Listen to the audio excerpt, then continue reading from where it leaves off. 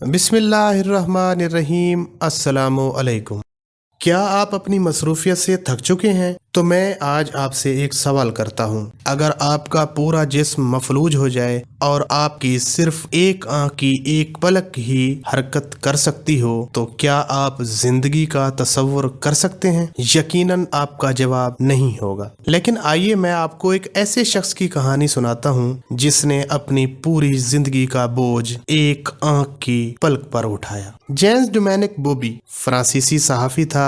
یہ 23 اپریل 1952 کو پیدا ہوا۔ تعلیم حاصل کی، صحافی بنا اور محنت شروع کر دی۔ یہ صحافت کے مختلف مدرجات طے کرتا ہوا پیرس کے مشہور فیشن جریدے ایلی کا چیف ایڈیٹر بن گیا۔ یہ اس کے کیریئر کی معراج تھی۔ وہ سمجھتا تھا وہ زندگی میں جو کچھ بننا چاہتا تھا وہ بن گیا ہے اور اب کامیابی اور اس کی محنت کے درمیان کوئی چیز حائل نہیں۔ وہ اپنی بیوی سیلنی اور 2 بچوں کے ساتھ مطمئن زندگی گزار رہا تھا۔ وہ ہفتے میں 5 دن کام کرتا تھا اور 2 دن بیوی اور بچوں کے ساتھ چھٹیاں گزارتا تھا۔ یہ لوگ جمعہ اور ہفتہ کے دن کنٹری سائڈ پر نکل جاتے تھے، کیمپنگ کرتے تھے، کھلے کھمبوں اور جنگلوں میں ویلن بجاتے تھے اور جھیلوں اور نہروں کے کنارے لیٹ کر آدھی رات کے چاند سے باتیں کرتے تھے۔ بوبی کو پانی میں گھلتے ہوئے چاند بہت اچھے لگتے تھے۔ وہ جھیلوں کے کنارے پر بیٹھ کر پانی میں کنکر پھینکتا تھا اور دیر تک چاند کو لہروں پر کروٹ بدلتے دیکھتا تھا۔ بوبی کو ویکینڈز پر ریستورانوں پر کھانا کھانا، رقص گاہوں میں رقص کرنا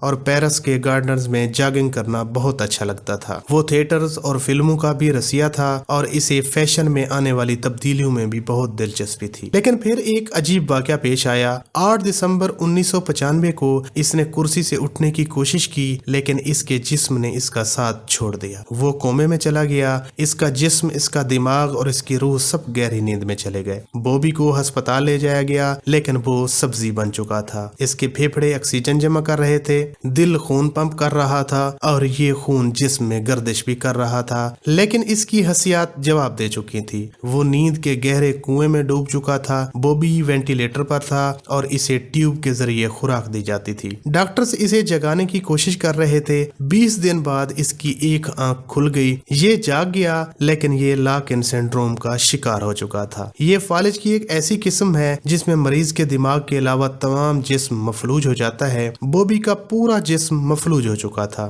یہ جسم کے کسی عضو کو حرکت دے سکتا تھا، بول سکتا تھا، کھا سکتا تھا اور نہ ہی چھو سکتا تھا۔ یہ معذوری کی انتہائی خوفناک قسم تھی۔ لیکن پھر اللہ کی کرنی کیا ہوئی، بوبی کی سننے کی حس لوٹ آئی۔ یہ اب سن سکتا تھا اور چند دن بعد اس کی بائیں آنکھ کی بینائی اور پلکوں کی حرکت بھی واپس آ گئی۔ اب بوبی کی جسمانی صورتحال کچھ یوں تھی، وہ گرد و پیش کی آوازیں سن سکتا تھا، بائیں آنکھ سے دیکھ سکتا تھا اور پلک جھپک کر اپنی پسند یا ناپسند کا اظہار بھی کر سکتا تھا۔ بوبی کی زندگی اب ایک پلک پر کھڑی تھی۔ اس نے باقی زندگی اب ایک پلک کے ذریعے گزارنا تھی اور آپ سوچ سکتے ہیں یہ دنیا کا کس قدر مشکل کام ہے۔ بوبی ایک ایسی کتاب لکھنا چاہتا تھا جو رہتی دنیا تک اس کا نام قائم رکھے، لیکن معذوری کے بعد اس خواہش کی تکمیل ممکن نہیں تھی۔ تاہم بوبی کی ہمت قائم تھی، لہٰذا اس نے پلک کے ذریعے کتاب لکھنے کا فیصلہ کیا۔ اس کی بیوی نے اس دوران اس کے ساتھ کمیونیکیشن کا ایک ایسا طریقہ ایجاد کر لیا تھا۔ وہ بوبی سے سوال پوچھتی تھی اور بوبی جس بات پر پلک جھپک دیتا تھا اس کا مطلب ہاں ہوتا تھا اور جس بات پر وہ پلک نہیں جھپکتا تھا اس کا مطلب انکار ہوتا تھا۔ اس کی بیوی نے کتاب لکھنے کے سلسلے میں اس کی مدد کا فیصلہ کیا۔ اس نے ایک اسسٹنٹ ہائر کیا۔ یہ اسسٹنٹ ٹائپ رائٹر لے کر بوبی کے سامنے بیٹھ جاتا۔ اسسٹنٹ اے سے لے کر زیڈ تک حروف تہجی بولتا۔ بوبی کی بیوی بوبی کی پلک کی طرف دیکھتی رہتی اور جس حرف پر وہ پلک جھپک دیتا یہ لوگ وہ حرف ٹائپ کر دیتے۔ اس کے بعد دوبارہ حروف تہجی بولے جاتے اور بوبی جس حرف پر پلک جھپک دیتا وہ حرف بھی ٹائپ کر دیا جاتا۔ یہ حروف آہستہ آہستہ لفظ بن جاتے اور لفظ تھوڑی تھوڑی دیر بعد فکرے بن جاتے۔ یہ لوگ روزانہ 4 گھنٹے کتاب لکھتے تھے۔ یہ مشق 1 سال تک مسلسل جاری رہی۔ بوبی 2 منٹ میں ایک لفظ مکمل کراتا تھا اور اس نے 1 سال میں 2 لاکھ مرتبہ پلک جھپکی۔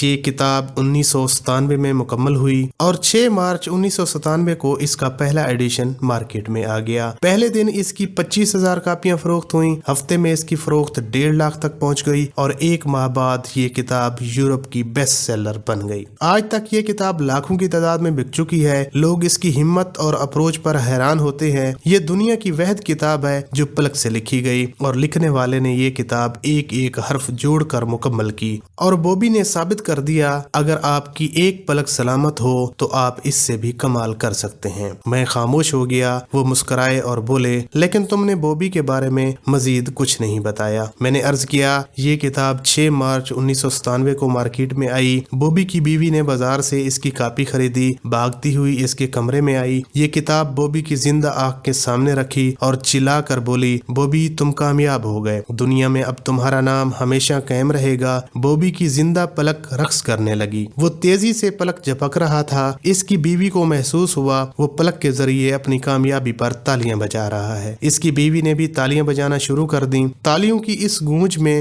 بوبی کی روح قفس عنصری سے پرواز کر گئی۔ وہ کتاب چھپنے کے محض 3 دن بعد یعنی 9 مارچ 1997 کو دنیا سے رخصت ہو گیا۔ یوں محسوس ہوتا تھا وہ اس کتاب کی تکمیل کے لیے زندہ تھا۔ میں خاموش ہو گیا۔ وہ بولے، تم اب اپنا تقابل بوبی سے کرو۔ اللہ تعالیٰ نے تمہیں مکمل بنایا۔ تمہارے جسم کے تمام اعضاء کام کر رہے ہیں۔ تم دوڑتی بھاگتی متحرک زندگی گزار رہے ہو۔ تم جہاں جانا چاہتے ہو اٹھ کر جوتے پہنتے ہو اور نکل کھڑے ہوتے ہو۔ تم پانی سے لے کر سیب تک اور آم سے لے کر آلو تک دنیا کی ہر چیز کا ذائقہ چکھ سکتے ہو، اور تم اپنے جسم کے ایک ایک ٹشو سے زندگی کی حرارت کو محسوس کر سکتے ہو۔ تم بارش کی بوندیں گن سکتے ہو اور اپنے دائیں بائیں سورج کی بکھری ہوئی شعاعیں محسوس کر سکتے ہو۔ تمہاری زندگی کے تمام چاند بھی موجود ہیں اور تمہاری زندگی کے سارے ذائقے اور ساری خوشبوئیں بھی زندہ ہیں، لیکن تم مصروفیات کو جواز بنا کر سٹیپ ڈاؤن کرنا چاہتے ہو۔ تم گیو اپ کرنا چاہتے ہو۔